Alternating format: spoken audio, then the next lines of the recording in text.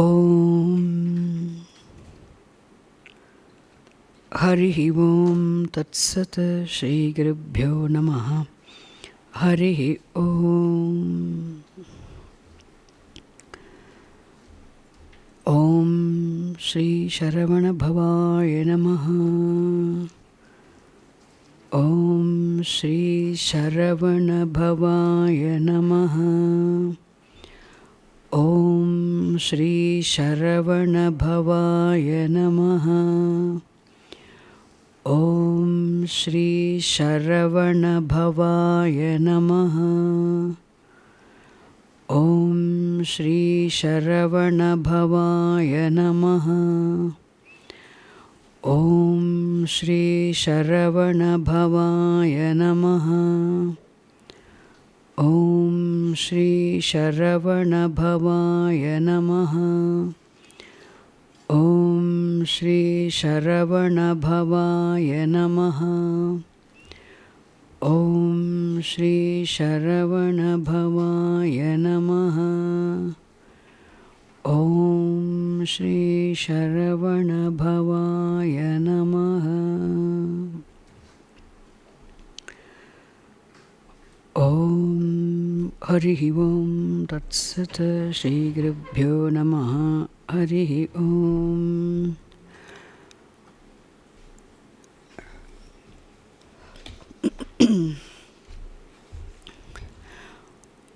ओम सहना भवतु। I started singing, chanting this way. Om Sadashivasamarambham Vyasashankarammadhyamam Asmadacharya Paryantam Vande Guru Paramparam Shruti Smriti Purananam Alayam Karunalayam Namami Bhagavatpada Shankaram Lokashankaram Shankaram Shankaracharyam Keshavam Badarayanam Sutra Bhashya Kritau Vande Bhagavantau Punah Punaha. Om ईश्वरो गुरुरात्मेति मूर्तिभेदविभागिने व्योमवद्व्याप्तदेहाय दक्षिणामूर्तये नमः। ॐ सहनाववतु सहनौ भुनक्तु सह वीर्यङ्करवावहै तेजस्विनावधीतमस्तु मा विद्विषावहै। ॐ शान्ति शान्ति शान्तिः। ॐ शन्नो मित्रः शं वरुणः शन्नो भवत्वर्यमा शन्न इन्द्रो बृहस्पतिः शन्नो विष्णुरुक्रमः। नमो ब्रह्मणे नमस्ते वायो त्वमेव प्रत्यक्षं ब्रह्मासि त्वामेव प्रत्यक्षं ब्रह्म वदिष्यामि ऋतं वदिष्यामि सत्यं वदिष्यामि तन्मामवतु तद्वक्तारमवतु अवतु माम् अवतु वक्तारम्। ॐ शान्ति शान्ति शान्तिः। ॐ यश्छन्दसां वृषभो विश्वरूपः छन्दोभ्योऽध्यमृतात् सम्बभूव समेन्द्रो विमिधया स्पृणोतु अमृतस्य देवधारणो भूयासं शरीरं मे विचर्षणं जिह्वा मे मधुमत्तमा कर्णाभ्यां भूरिविश्रुवं ब्रह्मणः कोशोऽसि मेधया पिहितः श्रुतं मे गोपाय। ॐ शान्ति शान्ति शान्तिः। अहं वृक्षस्य रेरिव कीर्तिः पृष्ठं गिरेरिव ऊर्ध्वपवित्रो वाजिनीव स्वमृतमस्मि द्रविणगं सवर्चसं सुमेधा अमृतोक्षितः इति त्रिशङ्कोर्वेदानुवचनम्। ॐ सहनाववतु सहनौ भुनक्तु सह वीर्यङ्करवावहै तेजस्विनावधीतमस्तु मा विद्विषावहै। ॐ शान्ति शान्ति शान्तिः।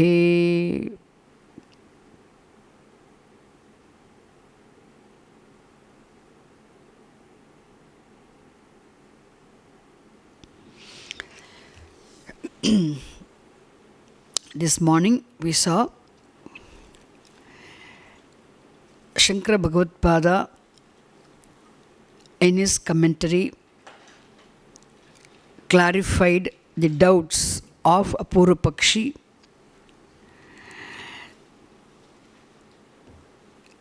the Karmakandi Purmimamsakaha. Karma need not be combined with jnanam, which means jnanam does not require the combination of karma at all for the attainment of moksha. So knowledge by itself independently, purely knowledge alone is the means of attainment of moksha.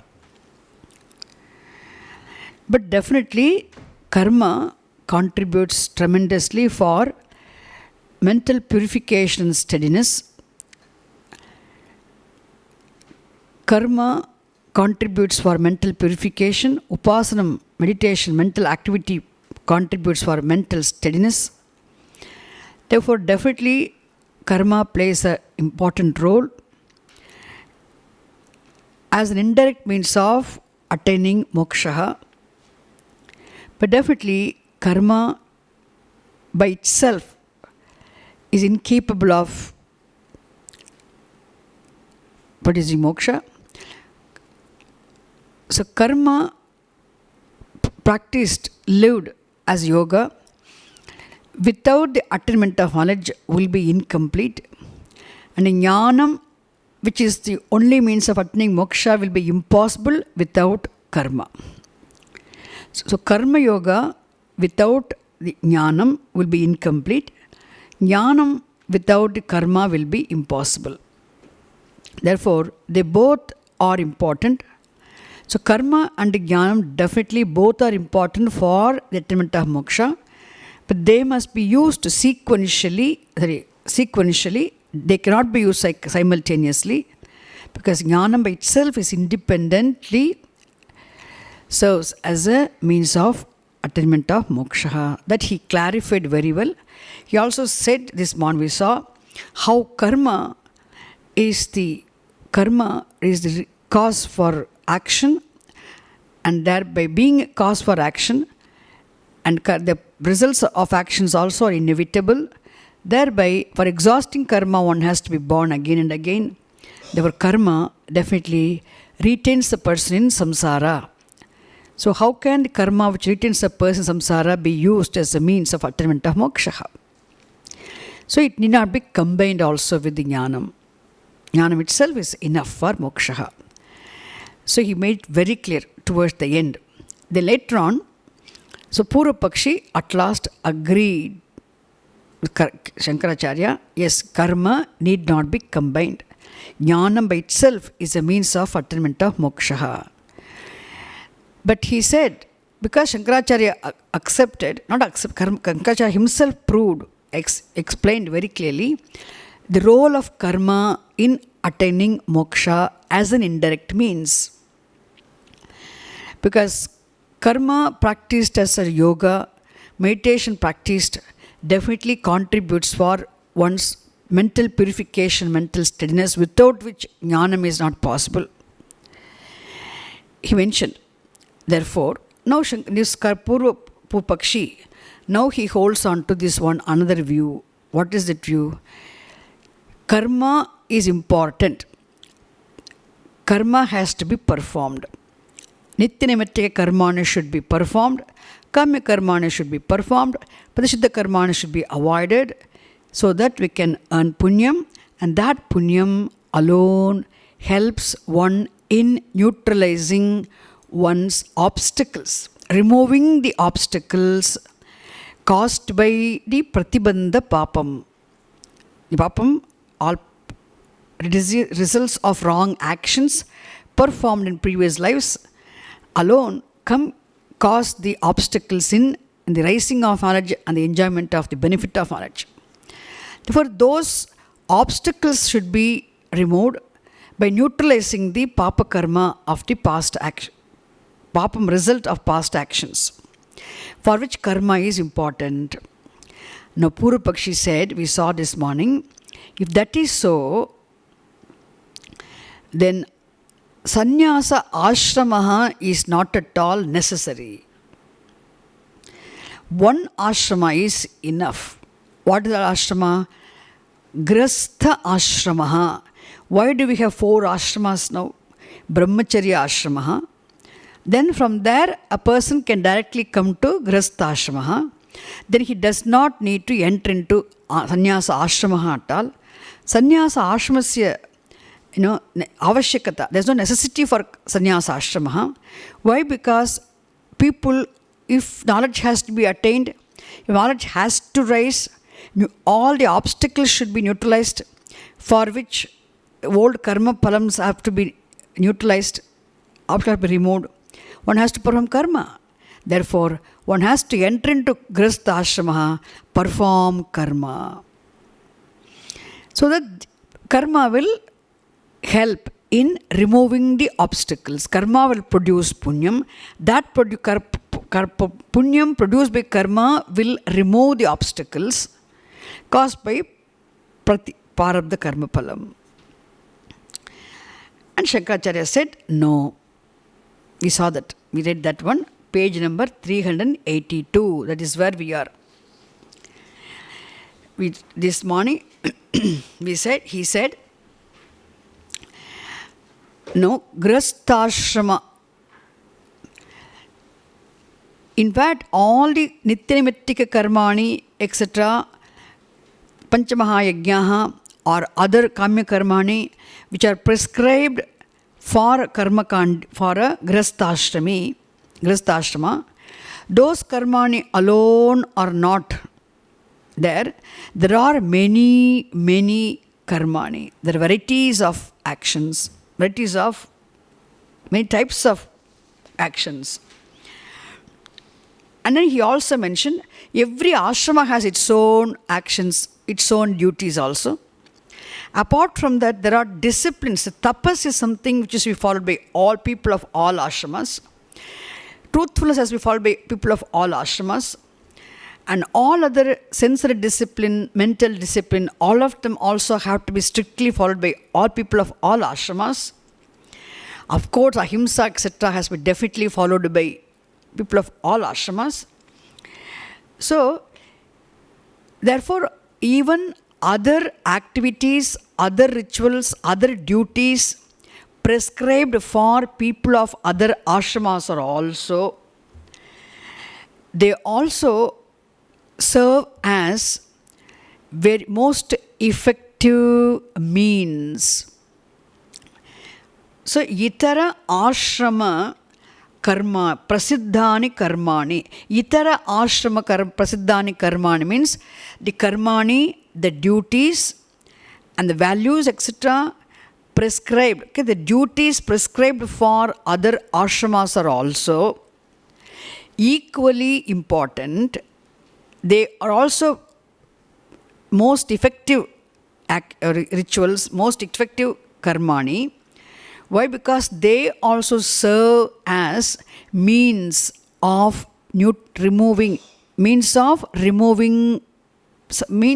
producing punyam, which can remove the obstacles caused by pratibandha papam. Thereby, they also contribute for the rising of knowledge and enjoyment of the benefit of the knowledge. And he also mentions dhyana dharanadi lakshanani. There's a dharanam, it's a discipline, dhyana, meditation, etc., japaha, so many other disciplines, all of them which are prescribed for people of other ashramas, all of them are equally effective in removing the obstacles caused by the papa karmani, previously earned papa karmani. So it's not compulsory we should follow only grihastha karmani. That's one reason he said. And he himself mentions when this Bhrigu approached his father Varuna, he said, come on, go back and tapasa Brahma vijignyasa. To have the knowledge of Brahma, what you need ultimately is tapas. Tapas in terms of vicharaha. Just practice that one discipline vichara repeatedly, you will get jnanam. So tapas is also there. One doesn't need to really perform only grihastha karmas. So Shankaracharya mentioned it earlier. And now we have to, that is where we stopped this morning. Okay? Now we are moving on to page number 386.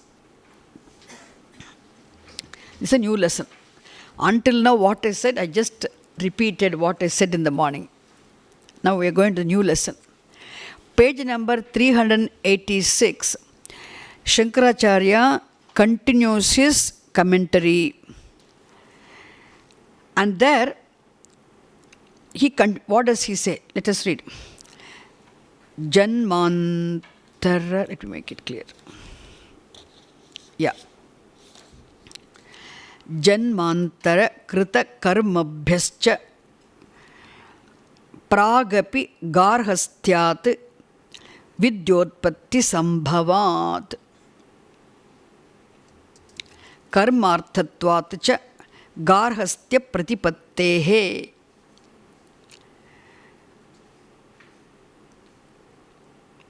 Karma sadhyayancha vidyayam satyam garhastya pratipattir anarthikaiva. So what he says, Shankaracharya continues. He does not, Shankaracharya very carefully presents his bhashyam. He does not say grastashrama karmani are unnecessary. But that it is not that one should definitely do grastashrama karmani. Why? Because the duties of a grasta, all the karmani, all the karmas are duties, other disciplines prescribed for a karma kandi, prescribed for a grastashrami, a householder, they are prescribed mainly for, ultimately for chitta shuddhi, ultimately for gaining chitta shuddhi. What is the purpose of entering into the grastashrama life? An individual after brahmacharya ashrama should enter into grastashrama as a married person and doing his household duties, and along with the performance of Nityagnihotra, the rituals etc., such as Nityagnihotram etc., he must live his householder's life doing all the duties enjoined for a householder, mainly ultimately for gaining the qualification required for jnanam. He must have sadhana chatushta sampatti. He must have vairagyam. He must have viveka vairagyam. Which means he must be mentally adequately pure and steady. Antahkarana shuddhi is very important qualification. What does it mean by saying antahkarana shuddhi? When you say mental purification, what does it mean? Mental purity, mental purification, chitta shuddhi, you are repeatedly talking. What does it mean? See, chitta ashuddhi means what? Mental impurity. Our impure mind is the mind which is repeatedly disturbed by emotions. What are the emotions which rise? I'm just going to away just to explain what is chitta shuddhi. See, strong likes and dislikes, desires in the form of strong likes and dislikes. And the strong likes and dislikes always will prompt a person to do things, to not to do things also. And when the actions are performed with the strong likes and dislikes, and the results may be to our expectation, may not be to our expectations, and the results are to our expectation, new desires will immediately rise. Because strong desire will always continuously contribute for the rising of new, fresh desires. If it, suppose the desires are fulfilled, new desires will rise. The desires are unfulfilled, they result in great frustration, disappointment, and anger. So raga, dvesha, kopa, anger. And anger, when its anger is there, it will not make a person think. Anger will make a person react mechanically, thoughtlessly.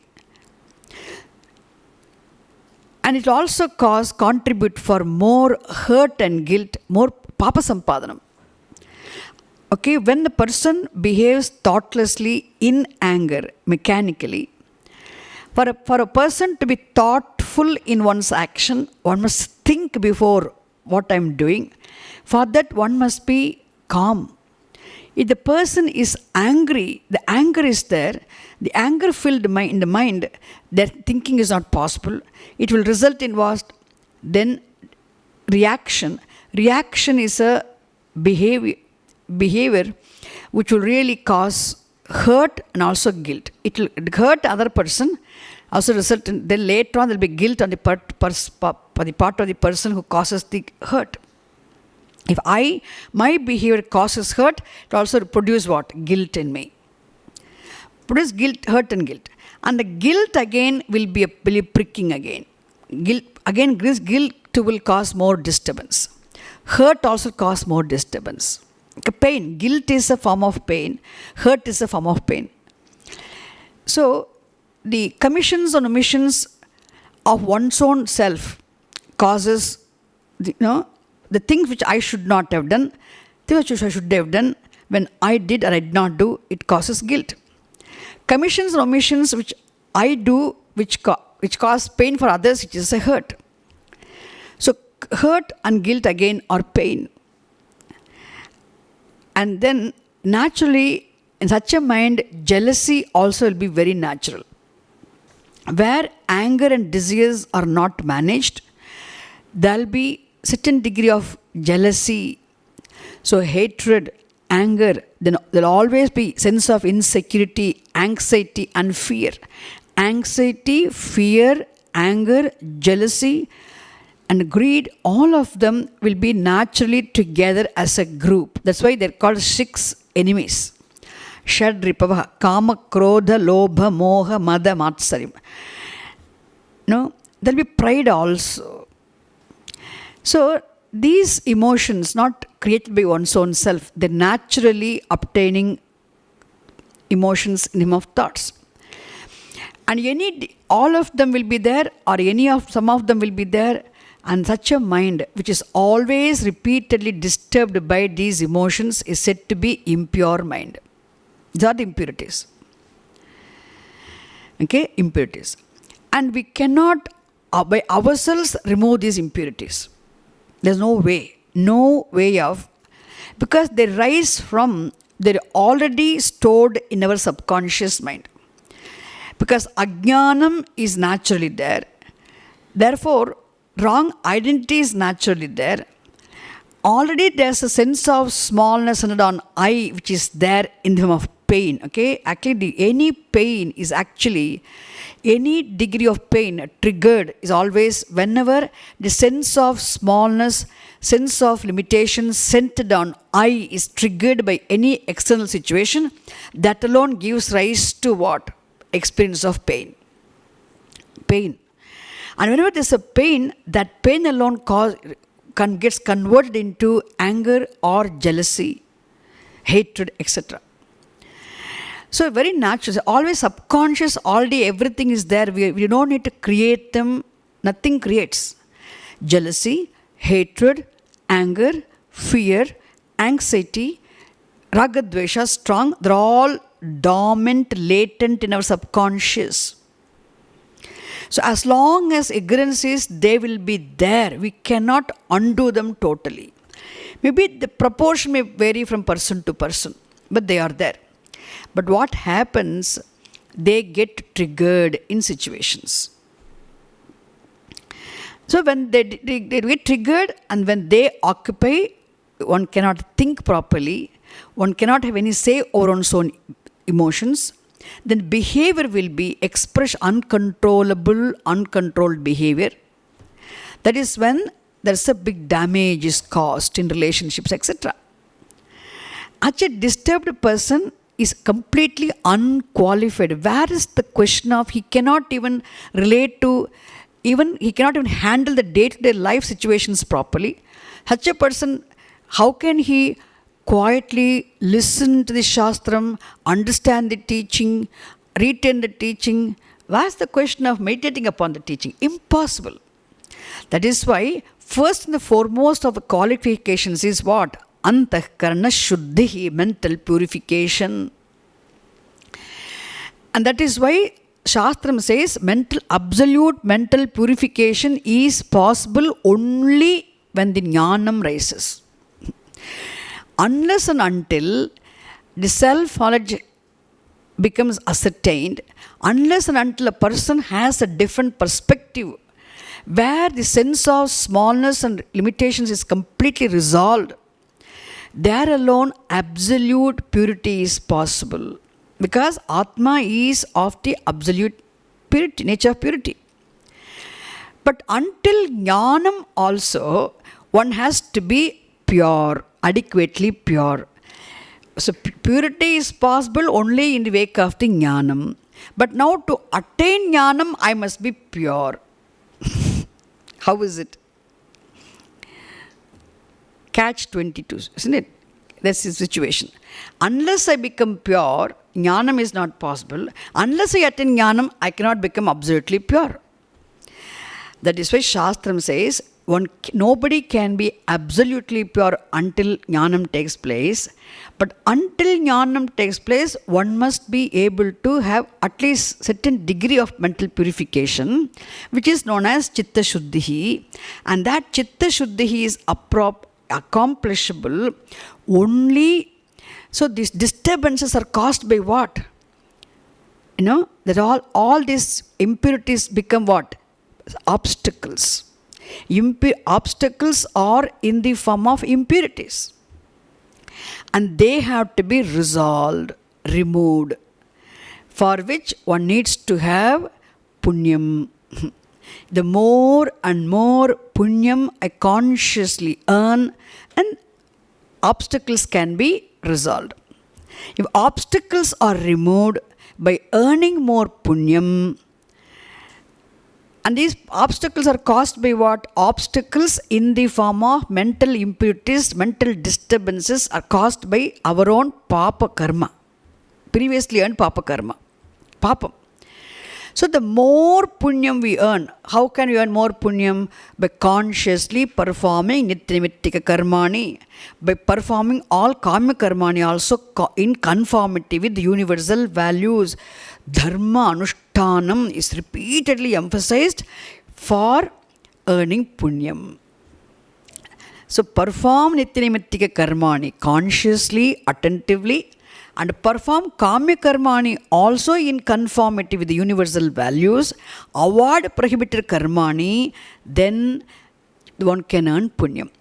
The more consciously a person lives clean life, the punyam one accumulates. This punyam will help in removing the obstacles caused by the old papam.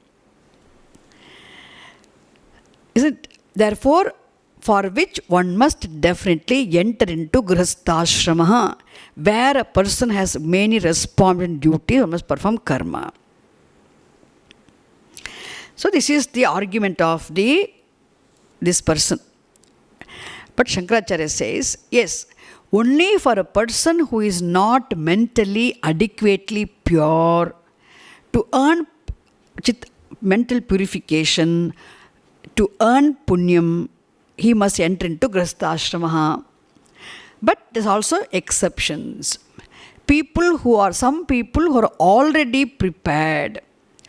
So from brahmacharya ashrama itself, if already a person has sadhana chatushtaya sampatti, we already has mental purification steadiness adequately, then there's no need for him to enter into grihasthashrama. If he is a mumukshu, if he has jignasuhu, mumukshu means one who is desirous of moksha, one who knows the value of knowledge of the truth, and he can commit himself totally to the pursuit of knowledge. He doesn't need to enter into grihasthashrama. That is what is the stand of Shankaracharya. And he says sometimes people need not enter into grihasthashrama only in this life itself.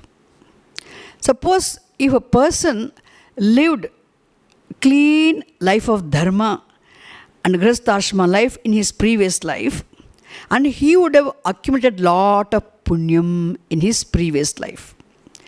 As a result of having earned punyam, he would not have attained jnanam, he would not have become prepared for jnanam in the previous life, because every life an individual is born, by his good karma, one becomes gradually more and more and more refined. Such the janmanam bahunam ante, Krishna says, jnanavan mam prapadyate, gradually being born, living a life of dharma, living a clean life, a person becomes more and more refined in every life. Like that, sometimes some people who would have done good karma in the previous janmas, they would have become adequately qualified and refined in previous janma itself. And this janma, they're born already prepared. They're not jnanis. They're born, the very fact they're born is what? They're jnanis. But they're already prepared. That is why we always say all are one, but all are not equal. This is a very important statement. All are one, but all are not equal. How all are one? All are essentially one and the only Bhagavan, only reality.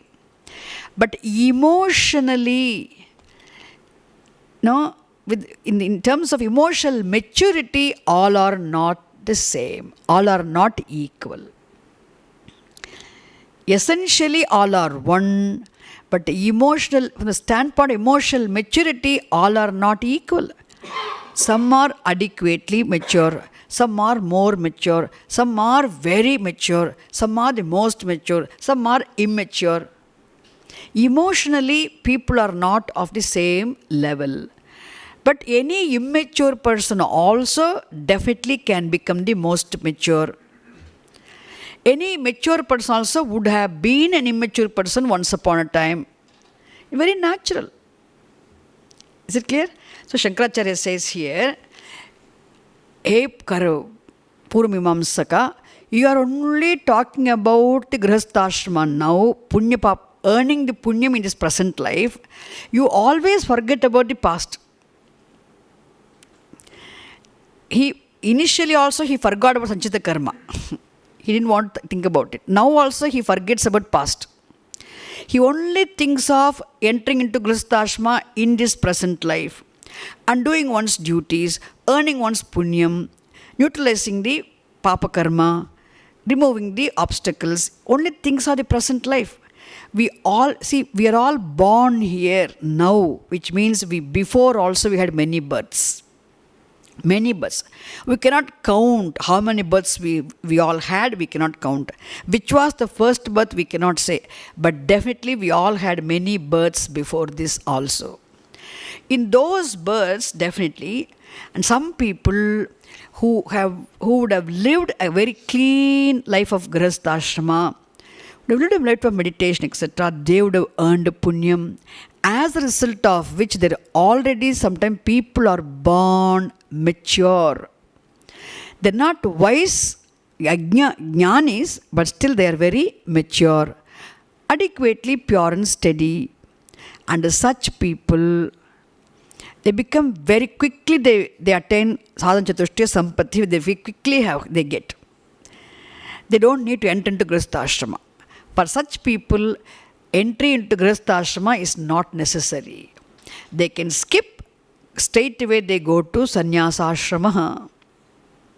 Then they can commit themselves totally to the pursuit of jnanam. So he says, Janmantara krita karmabhyascha. Janmantara krita karmabhyascha means what? From the actions performed in previous lives also, it is possible for some people to have earned the adequate amount of punyam. Thereby they would have become adequately prepared because of their good karma they did in the previous lives. Therefore, so what? Pragapi garhasthyat. Even before entering into the Grihastha itself, as soon as Brahmacharya ashrama is over, even without entering into the Grihastha, they will be qualified for the attainment of the knowledge, which means they will be qualified for pursuing the knowledge. Vidya utpatti sambhavat. It is possible for them to have the jnanam. Karmarthatvacha garhastya pratipattehe. And here Shankaracharya also says, okay, tell me, what is the purpose of entering into Grihastha? What is the purpose of performing all householders' duties? What is the purpose? Purpose of entering into Grihastha, performing all those Grihastha duties is mainly for earning mental purification, mental steadiness. Mainly for Viveka Vairagyam. If a person already has Viveka Vairagyam, a person already has Sadhana Chatushtaya Sampatti, if a person already is adequately mentally pure and steady, then it doesn't have any purpose. Why should he enter? This is the purpose, not necessary. Therefore, karmarthatvat cha garhastya pratipattehe. Therefore, he says, karma sadhyayancha vidyayam satyam garhastya pratipattihi anarthika eva. So he says, for people who have attained jnanam, being qualified for jnanam, having mental purification by neutralizing the obstacles, by removing the obstacles, by utilizing the past karma, all their papa karmas, for such people, entering into grihastha is useless, meaningless, purposeless, anarthika.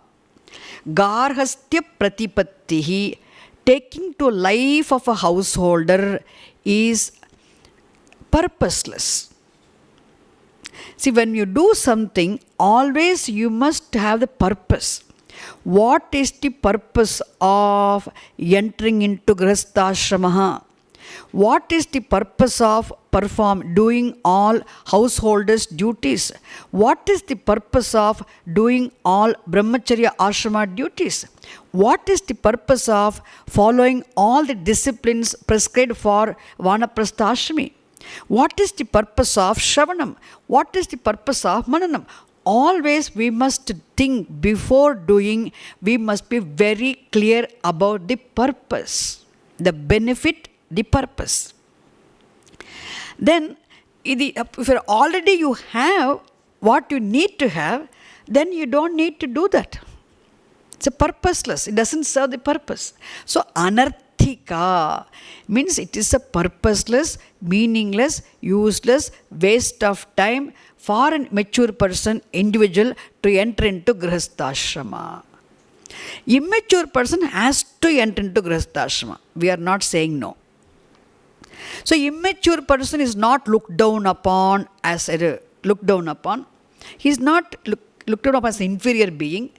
The mature individual who does not need to enter into grihastha is not looked up to as something very humbly superior. No. It's very natural. People are in the process of growth. Okay. Is it clear now? So Shankaracharya's stand is what?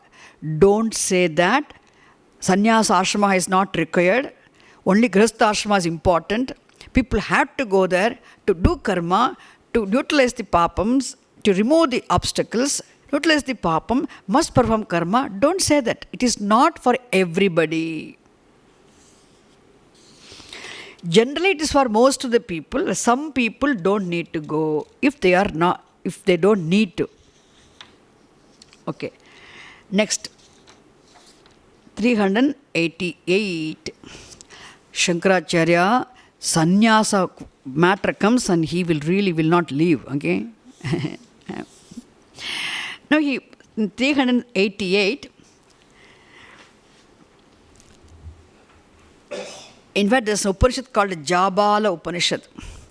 And there it is said, from brahmacharya ashrama, a person who has antakarana shuddhi, antakarana ischalyam, who has shamadhamadi disciplines, he doesn't need to enter into grihastha ashrama. He can straight away skip the ashramas, go to sannyasa ashrama. But he must be prepared. Sometimes people enter into ashramas without being prepared, and they create problems. No? I mean, it's a big problem. Okay.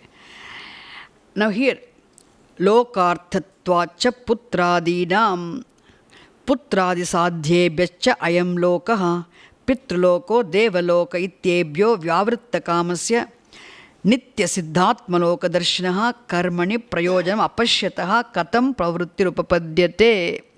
Again, Shankaracharya continues. He says, see, listen to me. In the Karma Kanda of the Veda, there are rituals and meditations prescribed for an individual grihastha. Suppose there are certain rituals, suppose your person is married and he lives a clean dharmic life, he also has sons in Grihasthrashama life. It seems then those sons later on will perform Pitru Karma. Then they will pray that may our ancestors or my parents who have passed away, they let them come back and be born with the human body. They will pray. Therefore, it seems people who have sons, one has to get married and live a clean life, they must also have sons. If they have sons, and as a result of having begotten sons by living a clean life also, it's also punyam. See, one cannot get even a child. There's no punyam. Always having a baby on a lap is also said to be a prasadam, Bhagavan's prasadam. No child is really given for, we should not take any baby for granted. Any baby whichever mother and father blessed with the children, and the child for a parent is a blessing, Bhagavan's prasadam. The child is going to help the parents grow. As the child physically grows, the parents grow emotionally also. So, baby is a blessing, Bhagavan's prasad, gift. Therefore, if suppose the person has sons, of course daughters also, okay, don't mistake. Let us not mistake the girls. So, sons, it seems whoever has sons, that person will definitely be born again in this world as a human being. He will assume human body. If you have sons, it is enough. That's a qualification to be born again with the human physical form. Manushya lokaha. And suppose some people also perform other rituals and earn punyam, and they can go to Pitrulokaha. And they can just have some lower level pleasures. And if they have more punyam, they can go to much higher loka, Devalokaha. They also practice meditation, which is called Swargaloka. Also practice meditation along with the karma, they can go to Brahmalokaha, highest of the lokas. Like this, Karma Kanda prescribes karmani and upasanani, rituals and meditations, for a person to do enjoy. Of course, all these will be possible only if a person really lives a seriously life of dharma also. Simply being religious without being ethical will not make him a successful person. Suppose a person does not follow universal values, but he performs rituals, but he practices meditation. Okay, his karma will not be effective. So strictly following life of values, if a person also is religious, if he worships, prays, performs rituals, practices meditation, such a person can earn punyam with the help of which he can go to higher lokas. So Shastram discusses about all these lokas. Suppose there is a person who has grown out of desire for all these lokas. I am not interested in Manushya Loka. I am not interested in Brahmaloka. I am not interested in Devaloka. I am not interested in any of these lokas. You know why? I perform rituals. I practice meditation. Suppose what guarantee is there that all my rituals I perform are perfectly performed rituals? If there are any defects, still I may not get the result. There is no guarantee. After performing the rituals also, there is no guarantee after the death that I will definitely go to lokas. No way. Suppose there are any corrections, mistakes, the defect, no, then there is no guarantee. Whereas Atmalokaha, what is Atmalokaha? Discovering one's own Swarupam in this very life itself, here itself, I can accomplish the absolute and everlasting happiness. The person who has Viveka and Vairagyam, he is dispassionate even towards the enjoyment of heavenly pleasures. His Vairagyam not only is for the enjoyment of pleasures in this world. What? I am not interested in wife, I am not interested in families, I am not interested in children, I don't want sons, I am not interested in Manushya Loka, I don't want to come back, I want moksha. So that's why Iha Para sukha bhogeshu viragaha vairagyam. Not only the dispassion towards the pleasures enjoyable in this world, whatever is the greatest of pleasures enjoyable in the higher worlds also, this person is not interested because time bound. Such a person who is completely, totally dispassionate towards all forms of pleasures, all the lokas also, such a vairagyam if a person has, what is the need for him to enter into Grihastha? This is what Shankaracharya is asking in this page number 388 in his commentary. Got it? If a person is such a mature individual, and for such a person, he will not be interested at all in doing any ritual. He won't be interested. See, when will you do? You must have the desire for it to prompt ritual, isn't it? Desire must be there to prompt karma. Desire itself is not there for any of the lokas. Why? He's dispassionate. He's dispassionate. He's grown out of desire for all the lokas. How does one get such a dispassion? Because of the punyam, because of the clean life he lived in the previous janmas. Okay? So he says, lokarthatvacha putradinam. See, Shankaracharya says, only for the sake of enjoying the pleasures in higher lokas, one can have desire for, in order to come into this world as a human being, Manushya Loka, one must have sons, putra. The Adi Shabda stands for karma and upasanam. Only if a person is interested in lokas, whether Manushya Loka or Deva Loka or higher Loka or Brahma Loka, then the person must perform rituals and practice upasanam. Whereas, putradi sadhyebhyascha ayam lokaha, putra lokaha, deva lokaha, ityetebhyaha vyavritta kamasya. The person who is completely free from the hold of desire for all these lokas,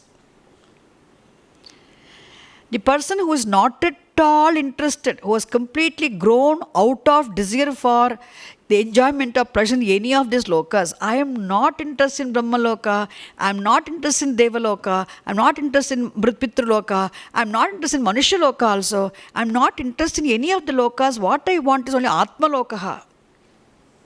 I want Atma Loka, I want only knowledge of the reality obtaining as my own Swarupam.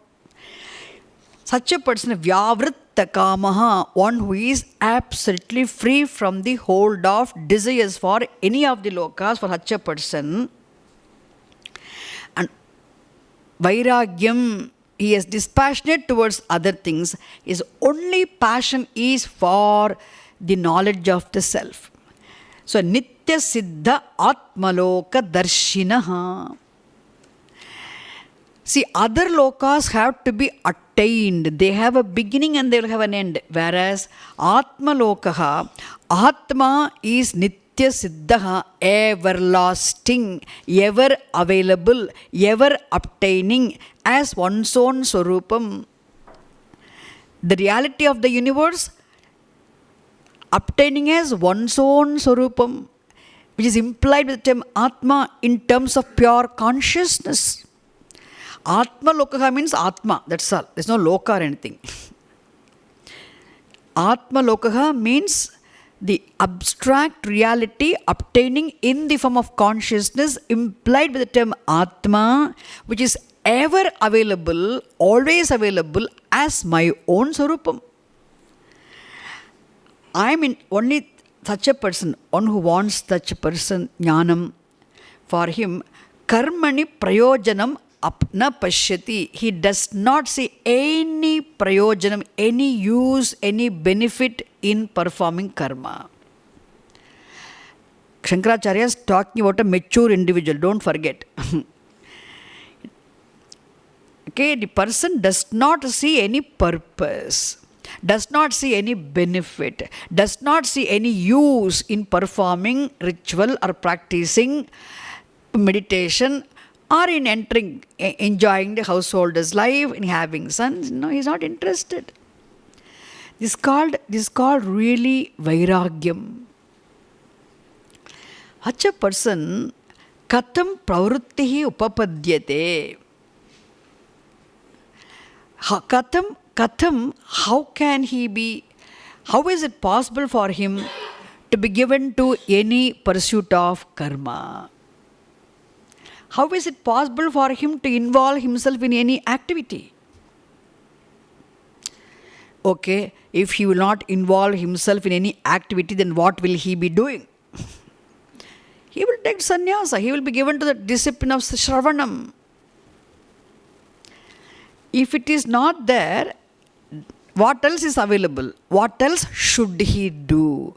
The person who is interested in reveling in the vision of his own loka, one's own self. Atma loka means one's own self. For him, what should he do? He must make efforts to discover. What is next step?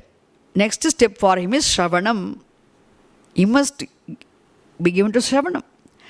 So then naturally he can take to a life of sannyasa. Don't say sannyasa ashramaha is not necessary. It's implied. It doesn't say that, it's implied. How do you say that person? What will he do with the karma? How can he involve himself in any activity, anything when he is not interested?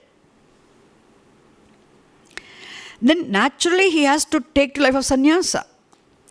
And being given to life of sannyasa, and he must be given to the discipline of Shravanam. And then he is known as, this morning I said, what is he? Vividisha sannyasi. There is a lifestyle, is called lifestyle. Okay? Shastram prescribes two committed lifestyles. One lifestyle is what? Grihastha ashrama lifestyle. Otherwise known as karma yoga lifestyle. And here we say sannyasi lifestyle. Sannyasa ashramaha. Committed lifestyle. So this vividisha sannyasi. Vividisha sannyasa means, so life of renunciation which is totally committed to the pursuit of knowledge to the exclusion of all other artha kama dharmas. Suppose the person has done even as a grihastha, the person has already done Shravanam and Mananam also. And being given to the pursuit of Shravanam Mananam also, still the person should continue to do his Nityamittika Karmani. See, values, speaking the truth, etc., are relevant for people of all ashramas. Because Shravanam also is an action which is relevant for a dispassionate person. Which action I must involve myself in? Shravanam or performance of ritual or upasana meditation? Shravanam. In keeping with what I am aspiring for. Such a person is called Vividisha sannyasi. If a person has already done Shravanam and Mananam also, if he has also got the Jnanam, but still he is not, again he has obstacles. Even after attaining the Jnanam also, one may have different type of obstacles. Those obstacles, patibandhas, are also caused by one's own papam. Obstacle in the form of viparyayaha, viparita bhavana or viparyayaha, which means I told, it's a habit caused wrong identity. Habitual identity with the body man's complex. Before Jnanam, he had wrong identity with the body man's complex caused by Ajnanam. Now he still has identity with the body man's complex even after the attainment of Jnanam. This identity is what? Habitual identity known as viparyayaha or viparita bhavana. And to sort out this again, he must be specific discipline is prescribed. How to sort out the viparita bhavana viparyayaha. How to sort out this problem of habitual identity with the body, mind, sense complex after the attainment of jnanam.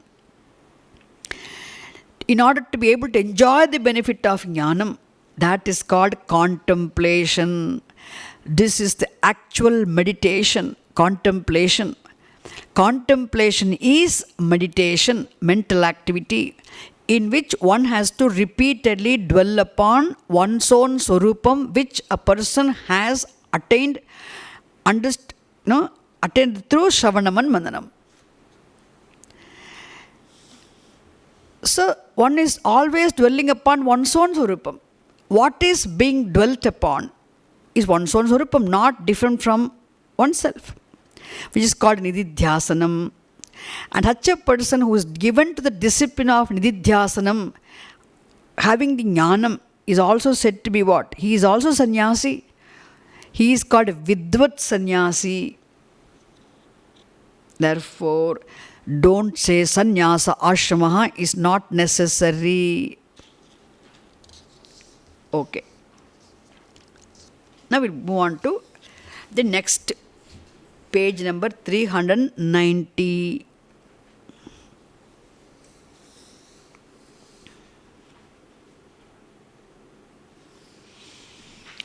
So Shankaracharya made many things very clear.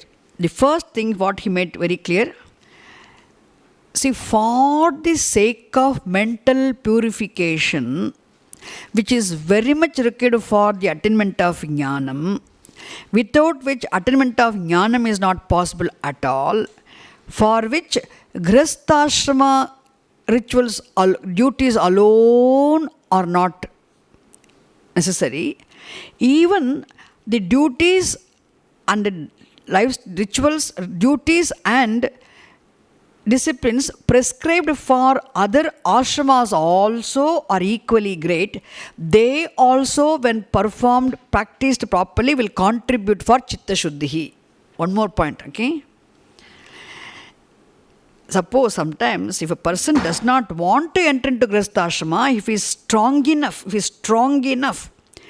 if he has very good say over his body, mind, sense complex, then avoiding grihastha ashrama, if a person takes a life of sannyasa, or if he follows vanaprastha ashrama dharmas also, even other ashrama dharmas, when he follows strictly, they also can contribute for chitta shuddhi. One thing. And the second thing, even the mature punyam one has earned, chitta shuddhi one could have earned even in one's previous janmas. These two, he said, will help him to continue, not to avoid the grihastha ashrama. Okay. Now he says, the third point we're going to see here. Pratipanna garhastasyapi vidyotpattau vidya paripakad viraktasya karmasu prayojanam apashyataha karmabhyaha nivrittireva syat. Okay. In the previous section, he discussed about the person even without even entering into grihastha ashrama also, if a person is adequately mature and prepared, he can skip the grihastha ashrama, he said. Now he says, suppose a person who has entered into grihastha ashrama. See, in the previous section, he talked about the person who has not yet entered, without even before entering into the grihastha ashrama, the person who is already mature, he doesn't need to enter. Now here he says, even after entering into the grihastha ashrama, as a householder, pratipanna garhastasya api. What are you talking? Even if a person has entered into grihastha ashrama, and if a person is mature, if he sees the limitations of the results of actions, if he really recognizes the fact of how limited everything is, The person discovers Vairagyam even as a Grihastha, he can skip his Grihastha ashrama, then he can take to life of sannyasa.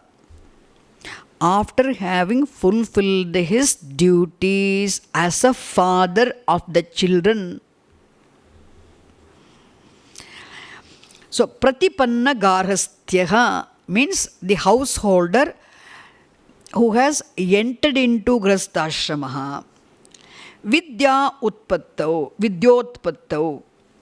When suppose the person is given to the discipline of Shravana Manal, if a person has maturity, if he has jnanam, if he has vairagyam, if he has viveka and vairagyam, quickly, sometimes people after living for many years, they don't become very mature. Some people, very soon they become very mature. So, Vidya Paripakat, here Vidya means Viveka. When they discover this Viveka, discriminative understanding, as a result of which they discover Vairagyam, Vidya Paripakat, because of the maturity born of their Viveka, Viraktaha, then they become dispassionate. For a person who Viraktaha means dispassionate. The person who has discovered dispassion, because of his maturity born of the discriminative understanding, he has gained. When he lives life karma yoga in Grihastha, for such a person, karmasu prayojanam apashyataha, the person does not see any more benefit in karma. See, not seeing the benefit in karma means what? Not seeing the benefit in karma does not mean karma is useless. Karma definitely has a benefit. But this person is not interested in the benefits produced by karma. Very important, okay? Because the words are very... He says, karmani prayojanam na pashyati apashyataha purushasya. For the person who no more sees any benefit in performing ritual or practicing meditation, anything. Why? Does not mean karma is useless. All karmas have their own benefits. This person has grown out of desire for benefits produced by karma. Therefore, he is not interested in those benefits. He doesn't see any, because this is not going to give me moksha. What I want is everlasting happiness. I want absolute peace. I'm not interested in anything temporary pleasures. I'm not interested. Such a person, karmabhyaha nivrittireva syat. That person should retire from karma. That person will definitely take to life of sannyasa. Retiring from all activities means taking to a life of sannyasa. See, in Vedanta Shastram, retirement does not mean, we have this retirement scheme. All companies have retirement scheme. After a certain age, you can retire and go back. Actually, Vedanta Shastram, retirement from service means taking to living a life of Shravanam, Mananam, Nididhyasanam. Retirement is not retirement. Until moksha, there is no retirement. Got it? Until one attains moksha, there is no retirement. Attainment of moksha is the absolute retirement. Until then, one must work. But what should I be doing? That must be very clear. Karma, upasanam, kamya karmani. What karmani? For such a person, nothing is required. He should first focus where? Only in Shravanam. And while pursuing the knowledge, being given to the discipline of Shravanam, while pursuing jnanam also, this person can continue to do his nityamitika karmani, of course following values, etc. very important. And during the mananam also he can do that. Then he really blessed with the clear doubt-free knowledge. And only problem finally he has to tackle is his viparyayaha, viparita bhavana, his habit caused error, for which he must live a life of contemplation as a vidvat sannyasi. What is only job? That's the most difficult job. Simply remaining without doing anything. Being contemplative. No, not an easy joke.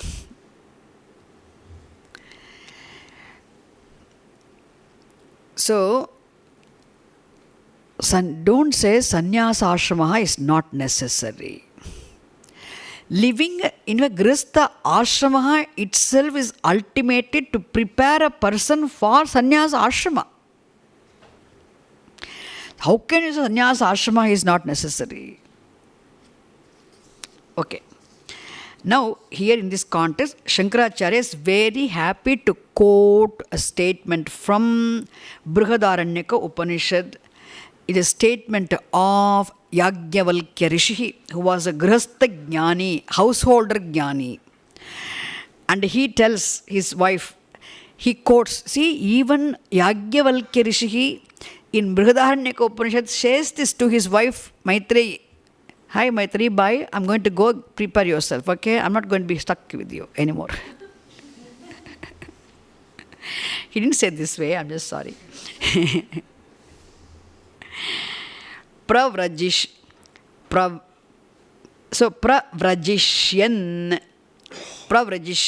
va are aham asmat sthanadasmi ityevamadi shruti linga darshanat. Come on, Pura Pakshin, listen. Look at it. Here is an indication. Here is a clue given. Here is a hint given. No, this is a statement which clearly shows, okay, darshanam. Here is linga darshana means what? Here is an indication very clearly revealed in Brihadaranyaka Upanishad, where Rishi Yajnavalkya tells his wife, Asmat sthanad pravrajishyanva asmi are, I am going to move out of this stage of grihastha ashrama, which means I am going to enter into sannyasa ashrama. Why did he say this? When a person does not see any more that benefit in doing everything, what I want is very clear. A person must have what is that one really wants. This is called Purushartha Nischayaha. What I really want in life, this is what I want in life. You know, that is why it's called even Purushartha Viveka. It's called Purushartha Vivekaha. Discriminative understanding of what exactly really I am searching for, what I am seeking, what is it I want in life. One must repeatedly analyze Purusharthas. In fact, Purushartha is only one Purushartha, which is Moksha. All the Artha, Kama, Dharmas are prescribed by the Shastram only for us to just to live our lives. Because living this life itself is for us to taking care of our mind, for emotional growth. The whole life is lived for us to discover Viveka Vairagyam, for which Artha Kama Dharmas are prescribed. The goal is actually moksha only.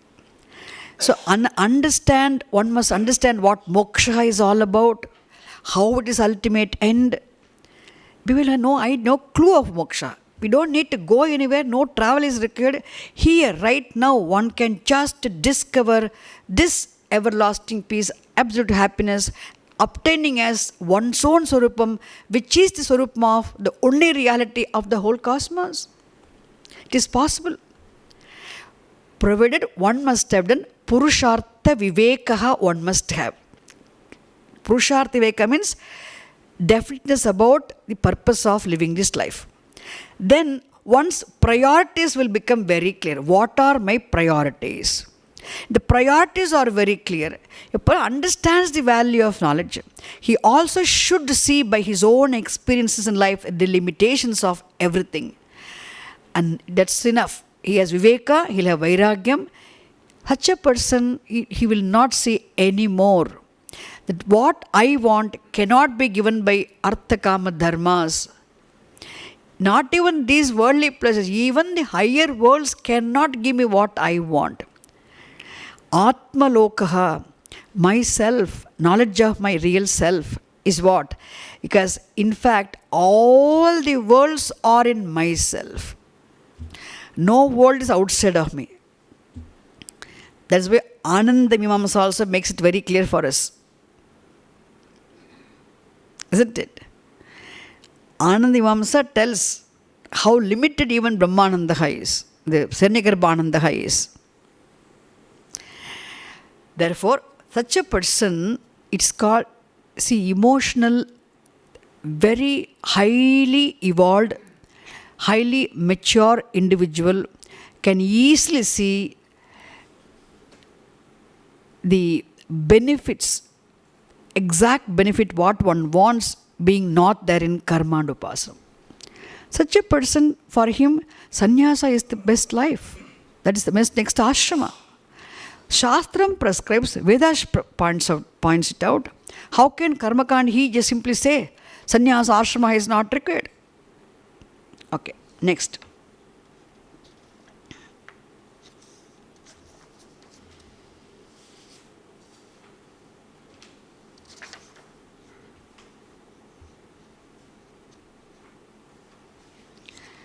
Now, Purupakshi. So, sannyas, she has said so much. Oh, a person who has Purva Janma Punyam, who has done lot of work for in Purva Janma itself, was come born mature individual, such a person does not need to enter into Grihastha Ashrama. Yes, he talked. So now Purupakshi says, you know, what is Purupakshi's worry now? Oh my God, the Karma Kanda of the Veda is such a big text. Very big text. Only last few pages of the Veda only form the Jnana Kanda. Karma Kanda is the voluminous portion. And there's a portion called Mantra Bhagaha. Mantra Bhagaha means it's a mantra portion. And there's a big portion of Brahmana portion. In Brahmana portion, in Mantra portion, everywhere so many rituals and duties are prescribed for only for a Grihastha. Only for a Grihastha, lots of rituals. Lots of karmas, lots of duties, what he should do, what he should, etc. is prescribed in two big portions. Mantra portion also is big, Brahmana portion also is big, and both the portions so much is prescribed for Grihastha-ashrami. His worry is, suppose if a person does not enter into Grihastha-ashrama, the most of the Veda will become unused. Is his worry. So he tells, Karma pratishrutehe yatnadhikya darshanat ayuktam iti chet. He says, no, I can't accept. What Advaitin says, I can't accept. Why? Ayuktam, it is improper. What is improper? It's improper to say one can skip easily Grihastha Ashrama and move on to Sannyasa Ashrama. Why? Because Shrutehe Yatna Adhikyam Darshanat. See, it is very well known. The Veda Shastram, in the Karma Kanda of the Veda, much greater effort is shown on the part of the Karma Kanda.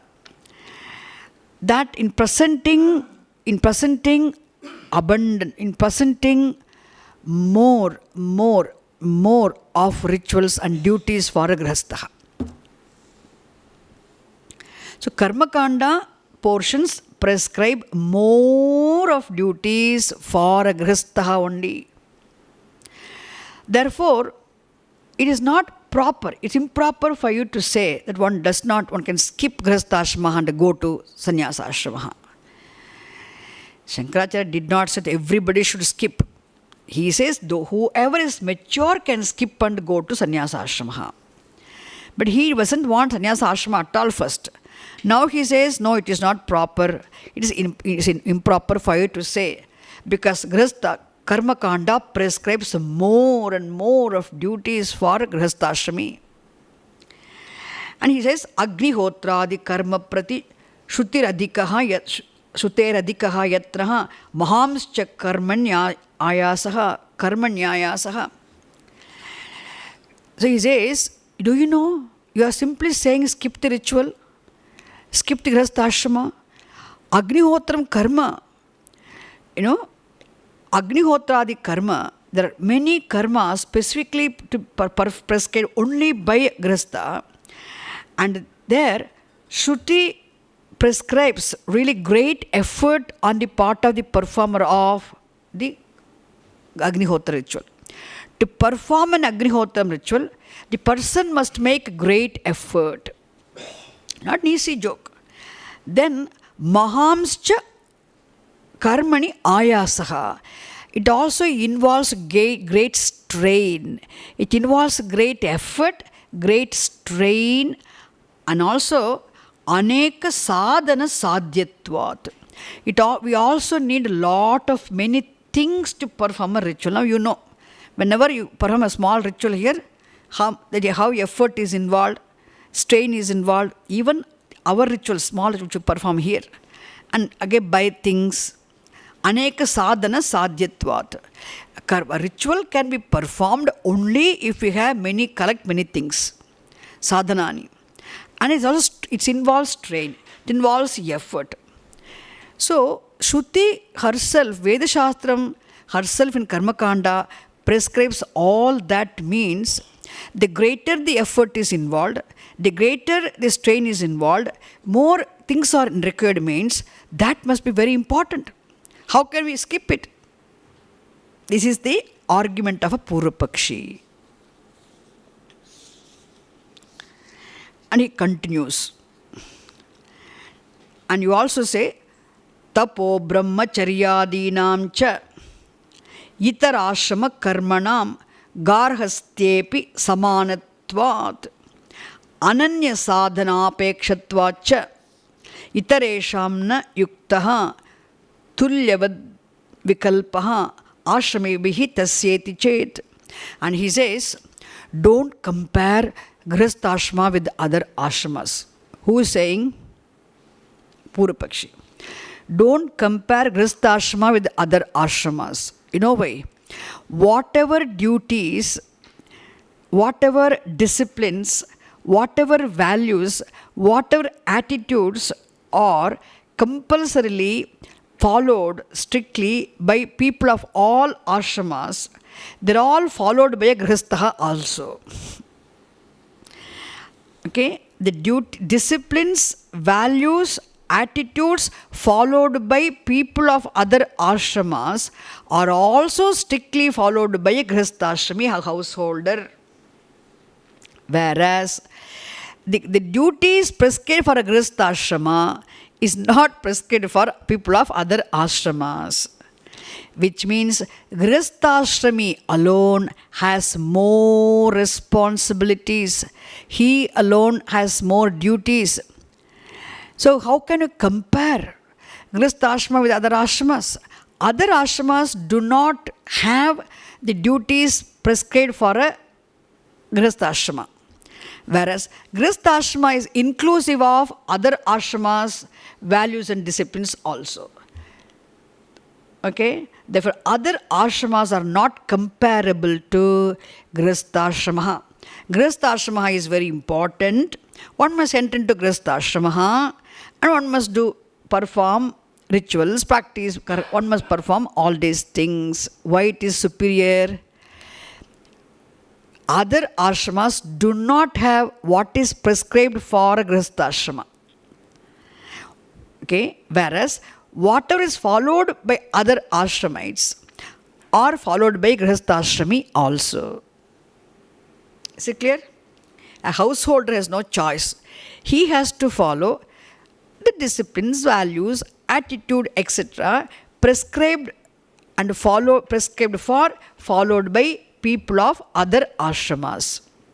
Whereas other people of other ashramas need not do specific duties and rituals prescribed for a householder. Therefore, and which ashrama is great? Grihastha ashrama is great. Don't compare this Grihastha ashrama with other ashramas.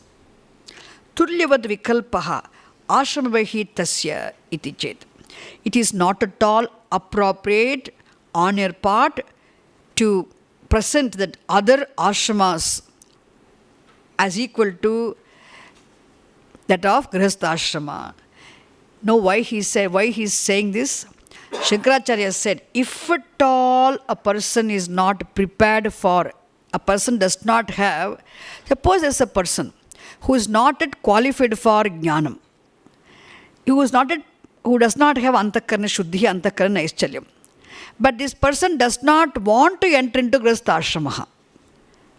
What can he do? He can enter into other ashrama. By following other ashrama disciplines also he can become qualified. Okay? If a person is not interested, I am not interested in Putra Loka, I am not interested in Manushya Loka, I am not interested in householder's life, I am not interested in performing rituals, I am not interested in other lokas, I only want jnanam, but still I am not qualified. What should he do? Being unqualified also, if a person sees very clearly he is not interested, if he is mature enough not to enter the Grihastha ashrama, still even other ashrama disciplines will help him grow, will help him, if he is committed to any of the ashramas also, even though being committed to any given ashrama duties also will help this person grow, will help him accomplish mental purity and steadiness required for jnanam. That is why in Veda Shastram, one must belong to some ashrama. You must either be a brahmachari, or you must be a grihastha, or you must be a vanaprasthi, or you must be a sannyasi. No, I am not a sannyasi, I am not a grihastha, I am not married, what are you then? Very irresponsible you will be. Shastram doesn't allow, you must belong somewhere. And you belong somewhere means you have a way of life, what you should follow. You have a book with you, manual with you, how you should live your life. Grihastha ashrami, this is how you have to live. These are the duties. Vanaprasthi, these are the duties, these are the disciplines you must follow. Sannyasi, come on. You're Vidvat or Vividishu, come on. Shravanam. Strict study, not easy joke. Every ashrama has enough duties for you to fulfill, to keep you busy and occupied. Don't think only Grihastha ashrama has karmas. But you must be very clear what you want. Nice, isn't it? Wonderful teaching. Nobody, you can't say, what are you? You can't be you can't be simply wanderer.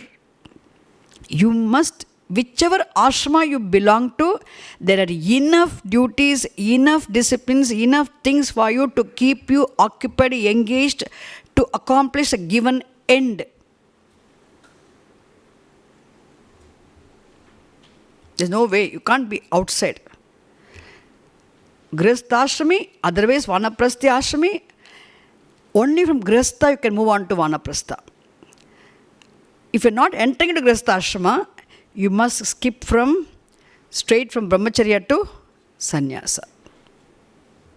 This is the order. Therefore, so that is why this Purva Pakshi here is a little worried. Tulyavat vikalpaha ashramabihi tasya iti chet. How it is very improper for you to say that Grihastha ashrama is, all ashramas are equal to Grihastha ashrama. This is Purva Pakshi's problem.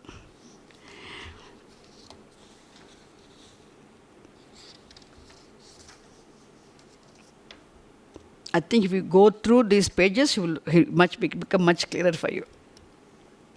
Okay. Shankaracharya says, what should be his answer?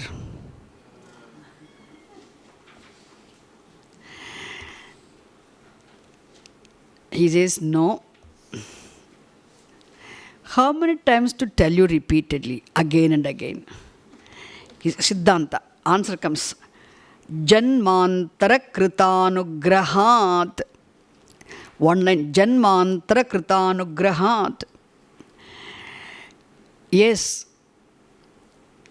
Yaduktam karmani shutiradhiko yatna ityadi naso doshaha. Shankaracharya says now, yes, I agree with you. Shankaracharya agrees with Karma Kandi, Purva Pakshi. Where does he agree? What you said one thing, that statement I agree with you. What is that? Yes, Karma Kanda, Veda Shastram, Shruti Mata does prescribe more of duties for a Grihastha. That I am not denying. And a Grihastha householders' duties involve effort, greater efforts, greater responsibilities, much greater strain. And it does involve also, you need a lot of things also. It involves money also. You need more money, more efforts, more strain, more duties, more rituals. I do not deny that. That way, what you say is correct. Naisha doshaha. There is no error in your saying that Grihastha definitely has more rituals and more work, more strain. There's no doubt about it. But that doesn't mean everybody definitely should enter into Grihastha for mental purification.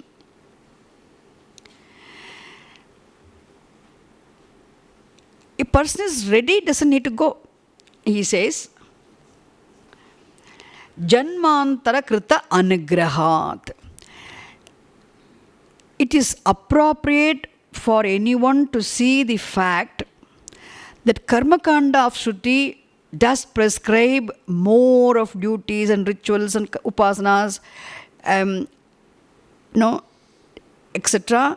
It does involve more strain and effort. It involves also more expenditure, etc. No doubt. But there are people who also would have become prepared in their previous lives itself.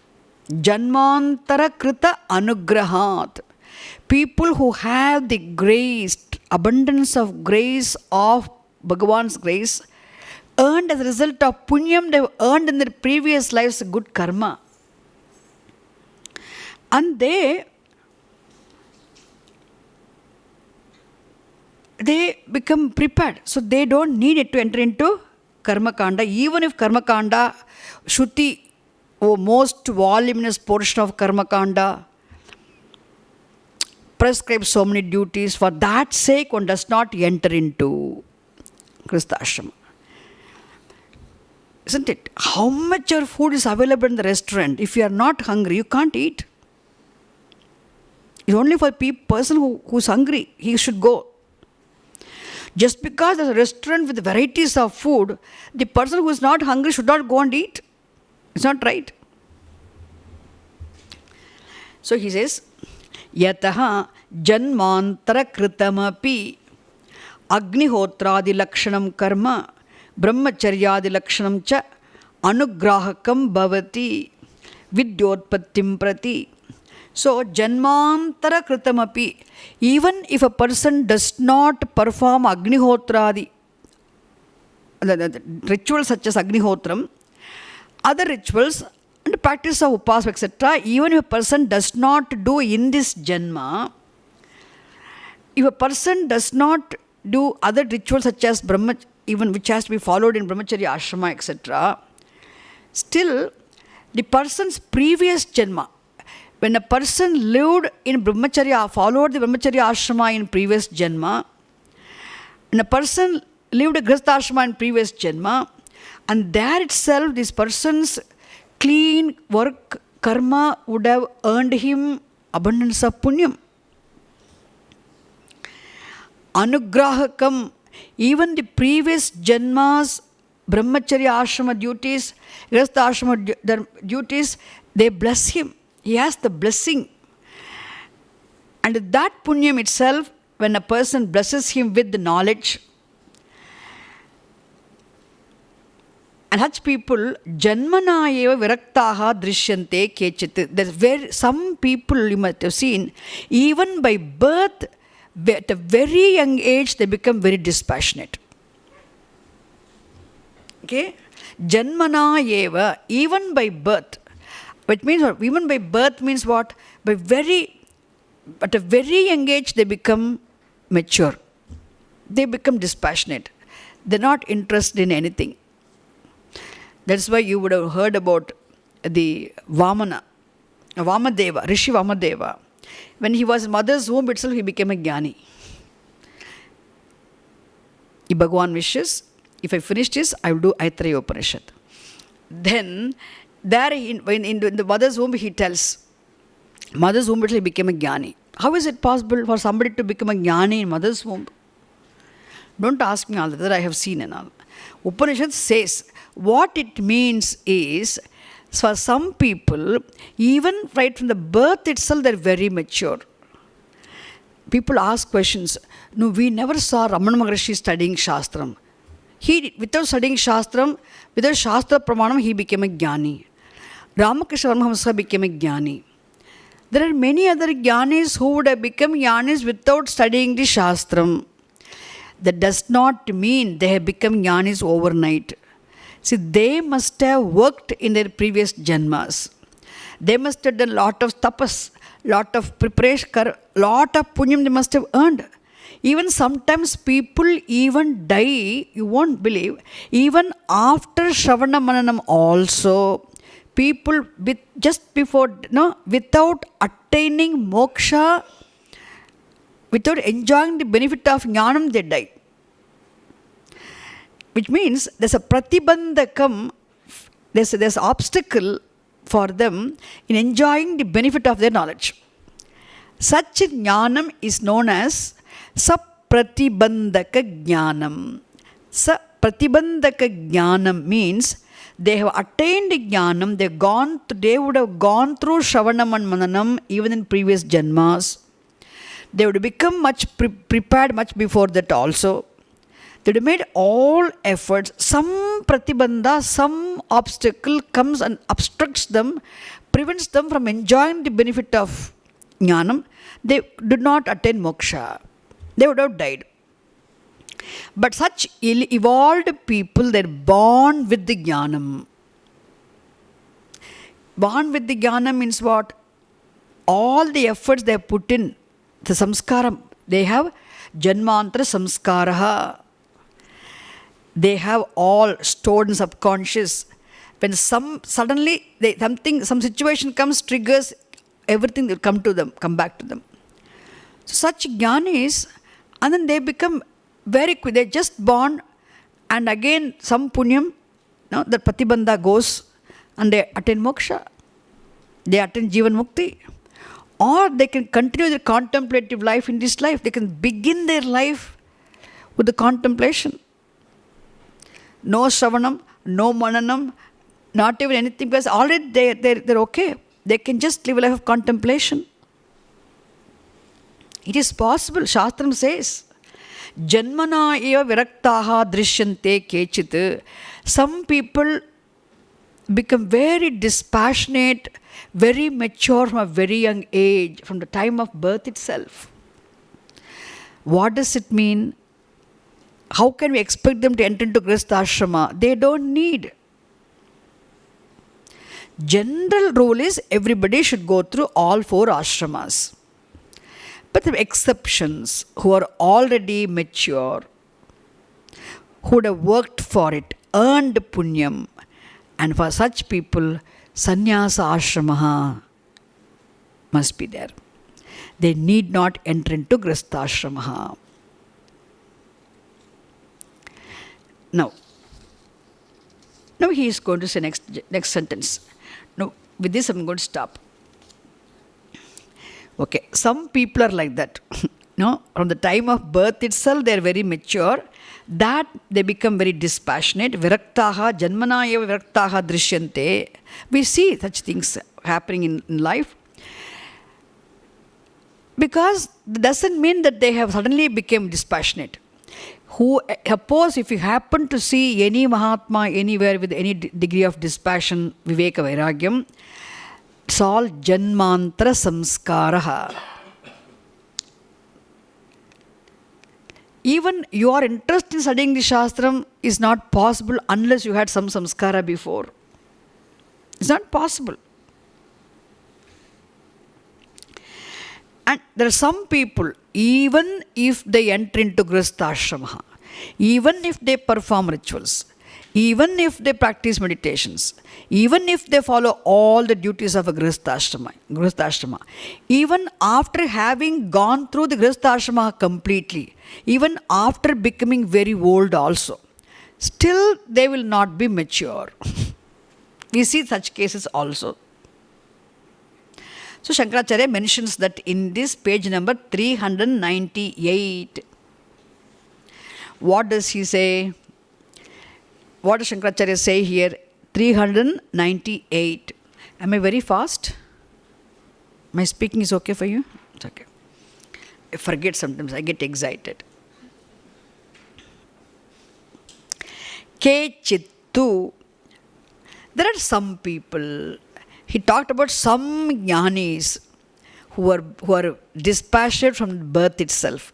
Now he mentions about some other people. Some people, ke chittu, karmasu pravruttaha, even being involved in activities, aviraktaha, they do not become dispassionate at all. The highly passionate people. Nothing wrong. They're still babies, okay? Babies means what? Shastram calls them balaha. They're still immature people. Aviraktaha. Vidya vidveshinaha. And they have no inclination for jnanam at all. Suppose one or two people, they happen to come. Imagine, sometimes you must have seen some students. Not all of them, one or two. And just because ashram is insisting they should come and sit here, they may come and sit at the back. And you must see them very getting restless and then, oh my God. Because they're not inclined. People who are no inclination, no interest, no shraddha, they cannot stand these classes. Boring. Because for them they can't handle this. It's called Vidya Vidveshinaha. People who hate, who do not have any interest in jnanam. Why? They are not viraktaha, aviraktaha. They know, they're not mature, they're not grown up, they don't know viveka, no vairagyam. So not having vairagyam, not having viveka is not wrong. It is natural. It will take some more time. They're not bad people. They're not wrong people. They're still children. It will take some more time for them to grow. Maybe they had to come back again and again, another 2 more janmas, 3 more janmas. That's all. So, tasmat janmantara krita samskarebhyaha viraktanam ashramantara praptireva ishyate. So Shankaracharya says, don't say that.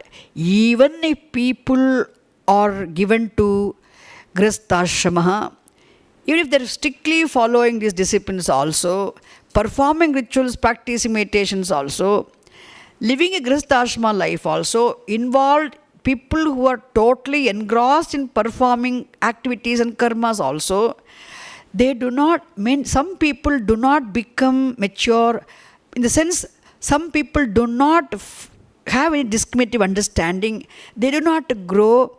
They do not discover any vairagyam. They continue to be highly passionate in their own things, what they have been doing. Therefore, there's no inclination on their part for any knowledge of the Shastram. Atma Jnanam, they're very happy to be worshipful, prayerful, performing rituals. They may be highly religious. There are very many people who are very religious, very ethical also, very nice people. But Vedanta class, it will go above my head. I'm not interested. They'll say all these things. There's no inclination for Shastra Jnanam. It takes a great deal of, certain degree of maturity to appreciate these classes. Therefore, he says, Tasmat Janmantara Samskarebhyaha Viraktanam. People who have got the samskara. Samskara means what? The understanding. People, because somehow people have this maturity born of the punyam earned in previous lives. The samskara, mental, emotional maturity which they got from their purva janma punyam. Punyam earned in previous lives. Such people naturally become dispassionate very early in their lives. For them, ashramantara praptihi eva ishyate. For such people, taking to a life of sannyasa alone, being given to the sannyasa ashramaha alone is appropriate, desirable, is desired. Therefore, don't say sannyasa ashramaha is not required. Kechittu karmasu pravruttaha aviraktaha vidya vidveshanaha. Tasmat janmantara krita samskarebhyo viraktanam ashramantara praptireva ishyate.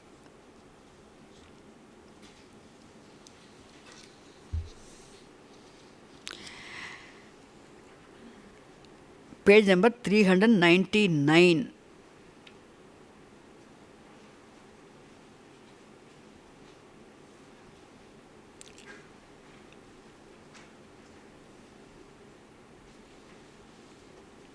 This I'll come back and do tomorrow morning.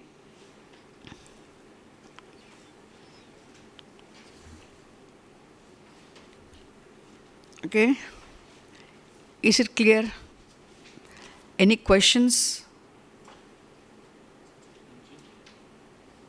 Short question. Can you shortly repeat the difference between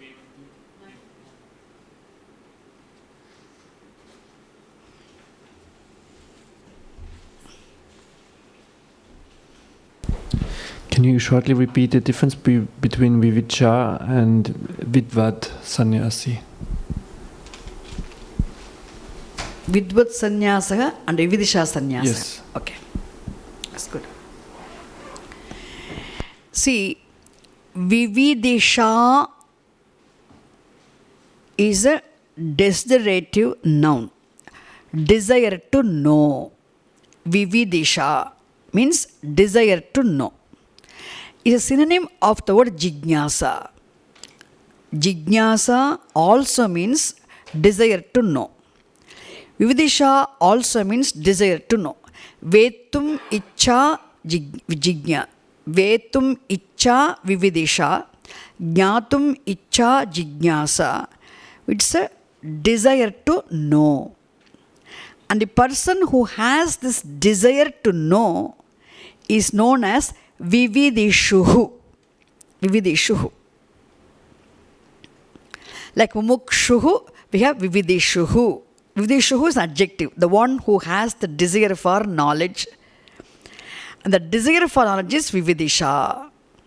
So the person who has lived a clean life and because of living a life of dharma, when a person is capable of seeing the limitations of artha kama dharmas and he discovers vairagyam, dispassion towards all those artha kama dharmas. Why? He sees the limitations of them, defects in them, that they cannot give him moksha, happiness. And And he also understands jnanam alone can give him moksha. So what jnanam can do, what arthakama dharmas cannot do. This understanding of what jnanam alone can do, what arthakama dharmas cannot do, this understanding helps him become dispassionate towards arthakama dharmas. And his passion for, I want jnanam, when a person decides, and he's totally commits himself to the pursuit of knowledge, to the exclusion of everything else. When a person totally commits himself to the pursuit of only knowledge, to the exclusion of everything else, he is given to the discipline of Shravanam. And such a person is actually a sannyasi. And he is known as Vividisha Sannyasi. His lifestyle is called Vividisha Sannyasaha, life of renunciation, which is totally committed to the pursuit of the knowledge to the exclusion of all other arthakama dharmas. And what should he do? His time must be spent exclusively for studying the Shastram, sharing the Shastram. He study Shastram, share the Shastram, teach the Shastram, Shastram. His mind must be only in Shastram. Vividisha Sannyasaha. Otherwise, he must be involved in such things which are associated with the jnanam. Suppose the person being given to the discipline of Vividisha Sannyasa also, he must be strictly following other disciplines. Nityanaimittika karmas, daily prayer, daily worship. Isn't it? Those he must be doing. He should not give up those duties. Arthakama dharmas are not the goals, that's all. But the duties he must continue to do his Nityanaimittika karmas, daily duties, regularly to be done duties, Panchamaha yajnas, etc. he must continue to do. But his goals are not Arthakama dharmas. This Vividisha Sannyasaha. Then Vidvat Sannyasaha means, Vidvat means, Vit means knowledge. Vidvat is a word for Vidwan, the one who has jnanam, one who has already got the jnanam. For him to be a Vidwan, to have the jnanam, he must have already gone through the disciplines of Shravanam and Mananam. The person first goes through the discipline of Shravanam for a length of time. Regularly, systematically, step by step, he understands the Upanishads, properly unfolded by the proper teacher who knows the method of unfoldment. So it is Shravanam. And the Shravanam, in due course of time, definitely helps him resolve the ignorance. The Shravanam is only for Ajnana Nivrittihi. For resolution of ignorance happens when knowledge rises as a result of being given to the discipline of Shravanam. That's why for Jnana Praptihi, Ajnana Nivrittihi, Shravanam is the only means, no other. Meditation will not remove ignorance, cannot remove ignorance. Now you know very well. Okay?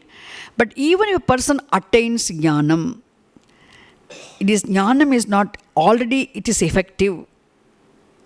If he has to really enjoy the benefit of Jnanam, his Jnanam should become completely doubt-free, ascertained Jnanam. All the doubts also should be resolved. For resolving the doubts in what he has understood, the same thing he must reflect upon what he has throughout heard. and see in the light of what he has understood, he also should be able to see what are the other different views of other schools of thought, what they say, how logical defects in other schools of thought also must be able to understand when you understand this.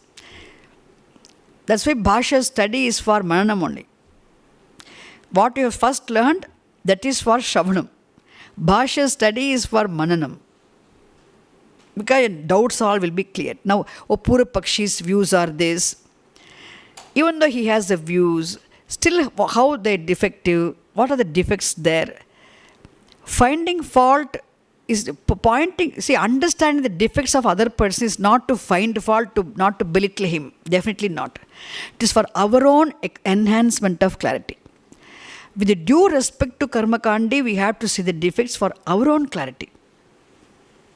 We can't afford to accept the knowledge, we can't afford to accept anything wrong, isn't it?